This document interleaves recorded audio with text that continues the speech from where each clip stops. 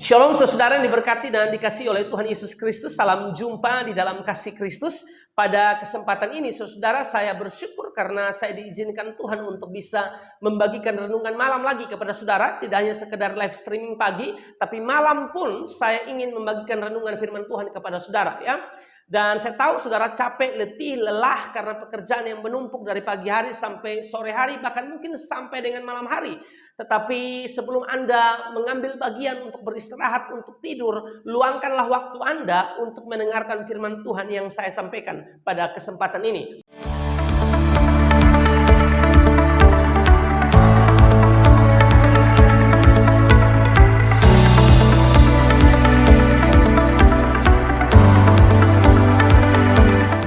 Dan saya masih membahas tentang Sakeus. Kalau kemarin, saudara-saudara, kita fokus pada Lukas pasal yang ke-19 ayat 3 dan ayat yang ke-4.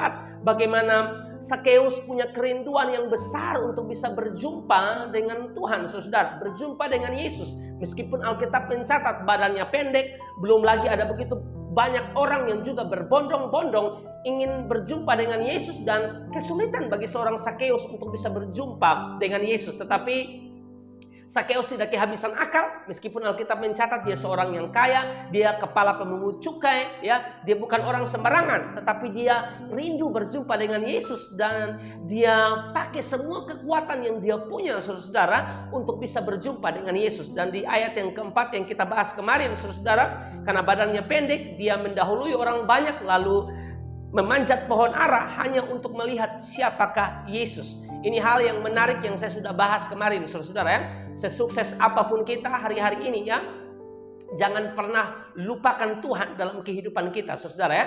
Sesukses apapun ya kita hari-hari ini, jangan pernah berhenti untuk beribadah, jangan pernah berhenti untuk melayani Tuhan, karena semua yang kita miliki itu berasal daripada Tuhan. Dan pada kesempatan ini, saudara-saudara, saya ingin membahas lanjut bagian firman Tuhan di ayat yang ke-8. Setelah Yesus menumpang di rumah Sakeus, di ayat yang ke-8 menunjukkan satu perubahan, menunjukkan satu hal yang berbeda, saudara-saudara ya. Dikatakan di ayat yang ke-8, tetapi Sakeus berdiri dan berkata kepada Tuhan, Tuhan, setengah dari milikku akan kuberikan kepada orang miskin, dan sekiranya ada sesuatu yang kuperas dari seseorang akan kukembalikan 4 kali lipat. Saudara yang saya kasih dalam Tuhan Yesus Kristus, hal menarik yang bisa kita ambil poinnya di ayat yang ke-8 adalah perubahan hanya akan bisa terjadi pada saat kita berjumpa dengan Yesus.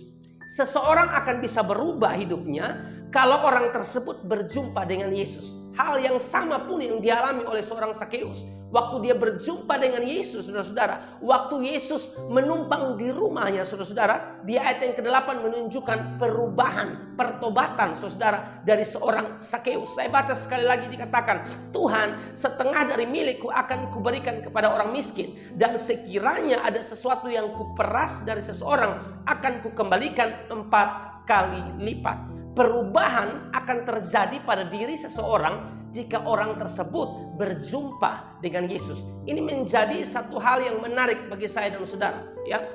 Ini bisa menjadi bahan evaluasi bagi saya dan saudara ya.